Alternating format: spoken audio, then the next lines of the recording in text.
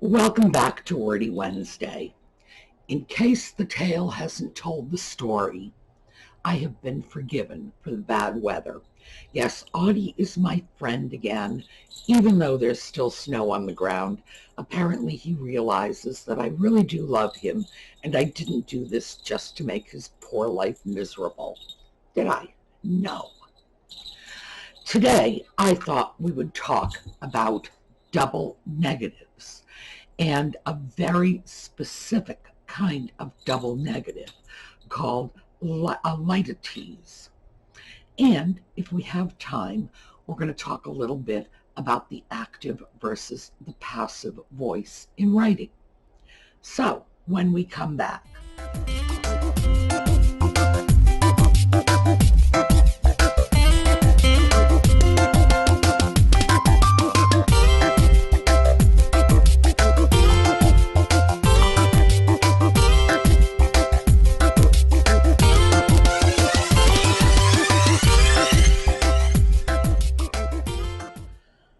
Okay, so what's the deal with double negatives? Well, double negatives are considered grammatically incorrect today. I don't consider them grammatically incorrect. I use double negatives all the time. They were not always considered a grammatical error. So where did this come from? Well, remember our friends Louth and Murray. Those are the English grammarians who decided they were going to take it upon themselves to restructure English to match Latin. I already did a video on this.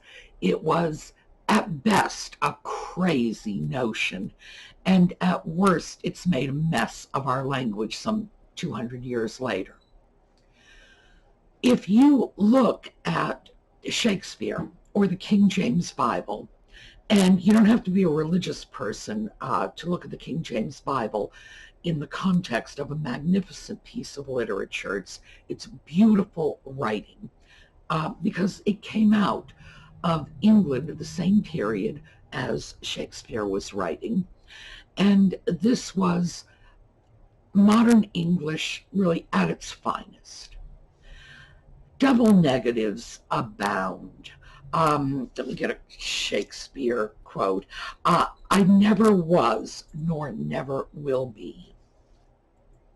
There's 3 negatives. That's a triple negative. Perfectly acceptable. In Shakespeare's time, a double negative was used for emphasis.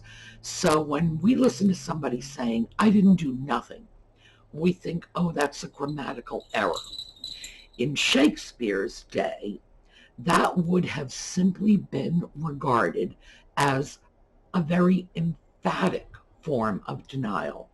I didn't do anything is an ordinary denial, but I didn't do nothing was considered emphatic. And double negatives were used for emphasis. It was not at all uncommon. The Bible is full of them. Shakespeare is full of them. And we have decided that a double negative, it negates what is being said. But as I said, I use double negatives all the time. So do a lot of people. Now, keep in mind, a negative doesn't have to be composed of sentences with 2 nots in it. Obama was talking about some sort of peace talks with Iraq, I believe, and said something to the effect of, there's time to create a peaceful solution, but that time is not unlimited. The prefix "un" means not, so that's a double negative. That, however, is a very specific kind of double negative called a litotes.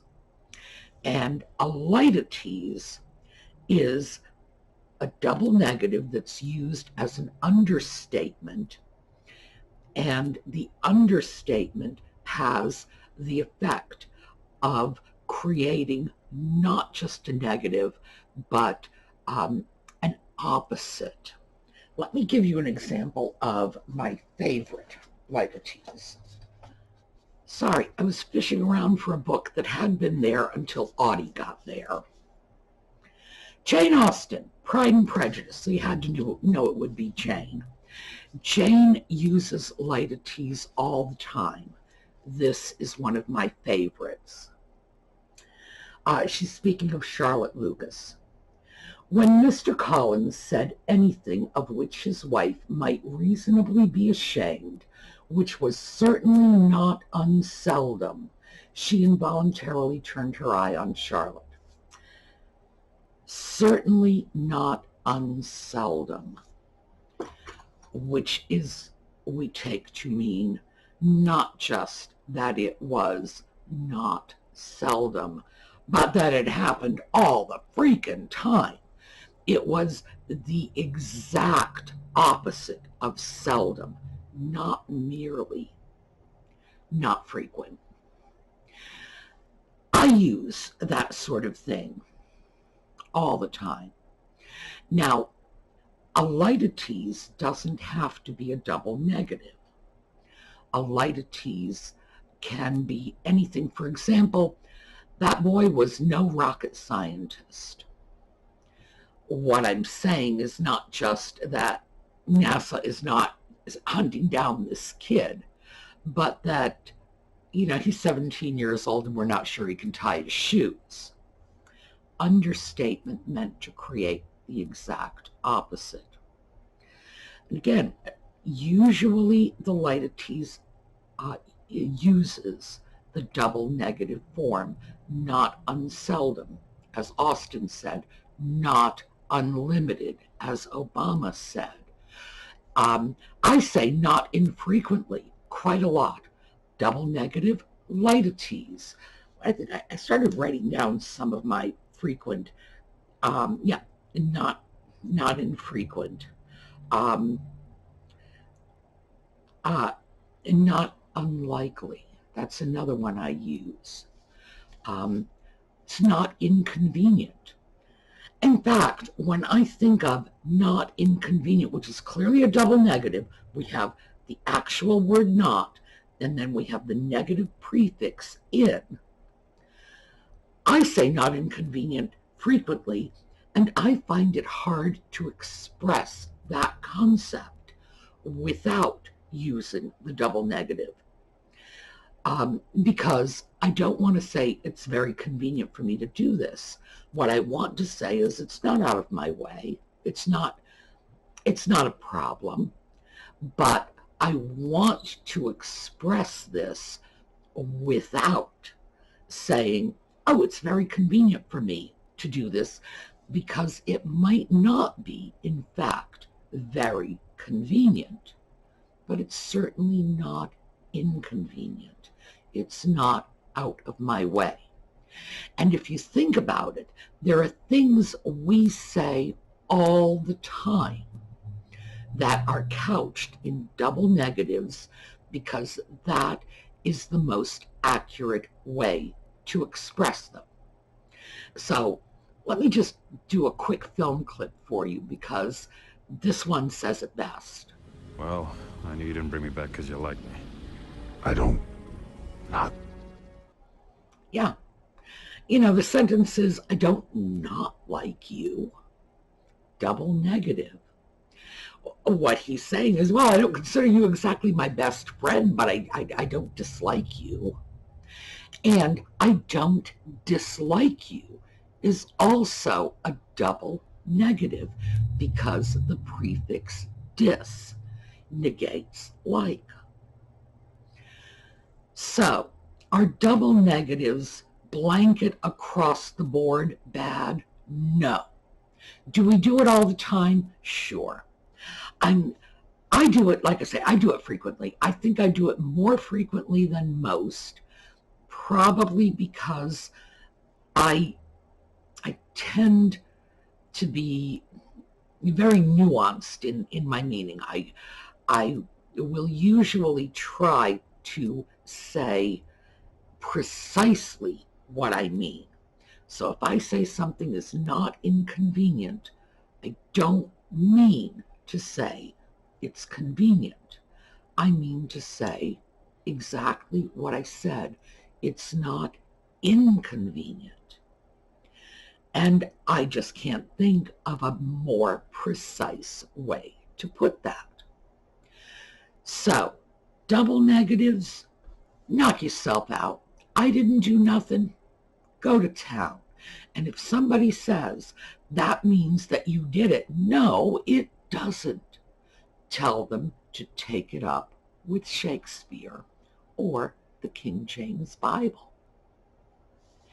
So, the next thing I wanted to talk about is the passive versus the active voice.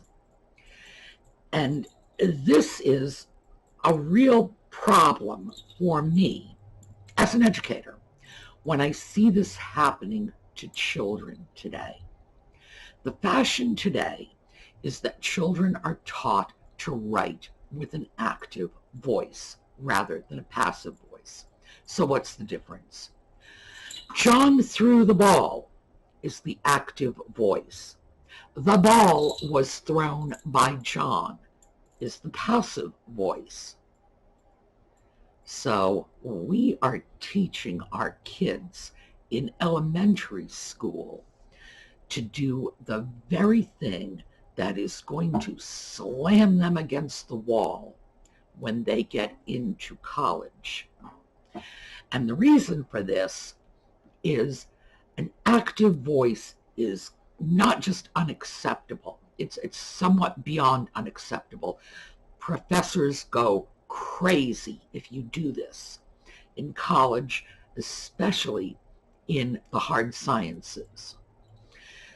So if you are using, let's say you're presenting a scientific experiment, and you say, then I combine the two chemicals. Well, don't do that unless you have about a week so that you can listen for a full week to your professor berating you in front of the entire class.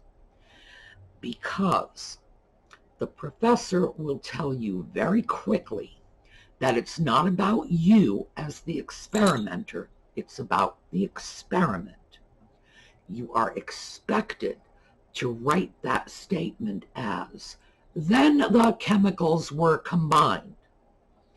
Now, I know that makes it sound like magic, but there is a reason for it. And as I say, the reason is that your paper, your presentation is about the experiment, not about you as the experimenter. And this is because anybody ought to be able to do it. Yeah, you know, you put a 4-year-old with enough talent, they ought to be able to replicate your experiment. You are an extraneous factor. It's all about the experiment. And it's not just in the hard sciences, it's in the social sciences too. When I wrote about studies and experiments, I couldn't say, for example, I then taught the students the Chisenbach method of counting, re-administered a similar exam, and noticed a 14% increase in scores. The educator then did it. You even speak about yourself in the third person. Totally passive voice. Because again, it's not about me. It's not saying that my teaching methods are so fabulous, I'm getting these great results. I'm saying that a counting technique can improve scores. So consequently, I have to pull my ego, if you will, out of the process and simply record the process. And when kids end up going into college and they have been taught this active voice thing, they are going to get slammed, because the only place where that's going to be acceptable is a creative writing class. Everywhere else, They are going to have to relearn to write in the passive voice very quickly, because academic and particularly scientific writing is all passive voice. No, it's just, that's it. It's a rule. And we're setting our kids up for failure by teaching them to write in an active voice. We really are. So why is it done? Well, an active voice is considered more dynamic. Maybe so. I will admit, John threw the ball is a more exciting and dynamic sentence than the ball was thrown by John. But it's also more confrontational, it's more aggressive, and it's more adversarial. So if, for example, you bought a damaged Frisbee, let's say, you went to Kmart or wherever, bought your Frisbee. I don't know, where do people buy Frisbees? Kmart, I'm assuming. You go to Kmart, you buy your Frisbee, the Frisbee is damaged, you go back to the store, you hold up the Frisbee, you say to the store manager, "You sold me a damaged Frisbee." Well, for starters, they're not going to go very far out of their way to help you. If you switch that over to the passive voice and say, "The Frisbee that was purchased at your store is damaged," you're not being so confrontational, you're not being so accusatory, and you're much more likely to get the help you need, because you are, as in the scientist writing about the experiment, you are keeping the focus on the damaged Frisbee, not on yourself, not on the store manager. It's a much more effective way to communicate with people. These days, especially 2020, when people are just edgy anyway, these days people are very likely to see even relatively innocent statements as confrontational or adversarial. People are just a lot touchier these days than they used to be. A passive voice is very effective in scaling down the emotions in any situation. If you are writing a letter of complaint, starting the letter of complaint off with, "This is what you did to me. This is what they did in your store." No, that's really not going to get you anywhere near as far as a passive voice. "This is what happened at your store." You're not framing it in an adversarial, confrontational, you versus me. So passive voice is not, it's not an avoidance method. It's not negative. It's not some weaselly, cowardly way of not dealing with things. It's a very, very effective communication technique that focuses on the problem, on fixing the problem, not fixing the blame. And we all know that's the best way to resolve things, when you focus on the issue and not the personalities. So I think we're doing our children a great disservice when we teach them to write with an active voice. I think when we, as communicators, overuse the active voice, we do come across as aggressive and confrontational. I do. I know I do. I come off as aggressive and confrontational because of what I was saying before, my desire to be precise in my language. I use what's called inkhorn terms. I don't know if we've ever discussed inkhorn terms, I-N-K-H-O-R-N. It's an inkhorn, it's like an inkwell. And those are words that are generally considered to be pretentious and overblown and unnecessarily complicated and whatever. And I freely admit I use them. I don't view them in that context. I view them as precise. I will use whatever I think the best word is, and because I like vocabulary, I have a lot of pretty fancy words at my disposal. That automatically intimidates people, and I know this. So if I write a letter using what my mother used to call 25-cent words, and what my grandfather would trump her with, no, those are 50-cent words. Interesting digression here. The term 2-bit means 25 cents. That's where it comes from. So if you say, well, he's just a 2-bit hoodlum, you use it meaning worthless, only worth 25 cents. That's where that idiom comes from. But when you use it the way my mother used it, her and her 25-cent words, it means just the opposite. It means a very inflated vocabulary. And so that digression is just because that is one idiom, and there are more, that actually mean the opposite in different contexts. So, little digression I just thought you'd find interesting. Back to inkhorn words. When you use big words, 25-cent words, you do have an automatic tendency to come across as intimidating. It's the way it is.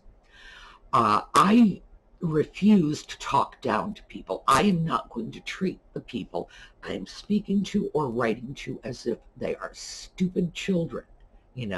It's like, oh, we're going to talk about the word today. No. I talk to people the way I would like them to talk to me. I don't change my vocabulary to match what I consider to be the low level of whoever is listening to me. No. I consider that treating people with disrespect, so I don't do it. But I am aware of the fact that it can be intimidating. As a consequence, I very studiously avoid writing in the active voice, because then I will have two levels of intimidation. The active voice, which can be intimidating and can be confrontational, combined with words someone's not really clear about and might need a dictionary to understand. Why would I want to do that? I mean, why? That just unnecessarily alienates people. So this is one of those that you're going to hear this all the time, especially if you are a writer, if you're an amateur writer. Everybody's going to tell you active voice, active voice. I'm telling you, no active voice. Because when you find yourself in an academic situation, a lot of us are going back, taking continuing education courses, amending our degrees, getting our degrees. If you find yourself in an academic situation and you start using that active voice, they are going to do everything they can to beat that right out of you, and your papers are going to suffer for it. So, and your papers suffer, your grade suffers. And let's face it, when you go back to school as an older student, you are grade obsessed. So, but just keep that in mind, that this active voice thing is another weird aberration, one that I hope passes, because even though an active voice is perfectly appropriate for casual communication, texts or emails, let's say, it's not appropriate for formal writing. And it's the sort of thing that's going to make your message get lost in the emotional response it will engender in the person receiving it. And that emotional response is probably not going to be positive. So I thought we should talk about that, yes, baby, simply because there is so much of this active voice thing going around. In my opinion, it is poor advice. It really is. And it undercuts what tends to be a natural tendency, particularly with women of my generation, to use the passive voice we were taught to use when we were young. So when I was in school, I was taught passive voice. You keep yourself out of the equation. Now, if you read books or internet articles or whatever on good writing technique, they are going to push active voice like crazy. Don't listen to them. Yes, listen to me. All right, so we have covered double negatives, active versus passive. Yet we've seen Batman, we've seen Superman. What more can you want? And of course, Audie's been here with I'm going to keep this tail. Well, come back here and I'll take it again. All right, I'm going to go get it. All right, I got it. He's actually been very good today. I went out to the schoolhouse and he followed me and went in, and I thought, oh goodness, I'm never going to get him out again because he loves it. But when I left, I called him and he came running. He did exactly what he was supposed to do, then came out when I did, so he's a good boy. So he's getting all the cuddle he wants now. All right, I will see you all tomorrow evening for book club. And in the meantime, have a great day.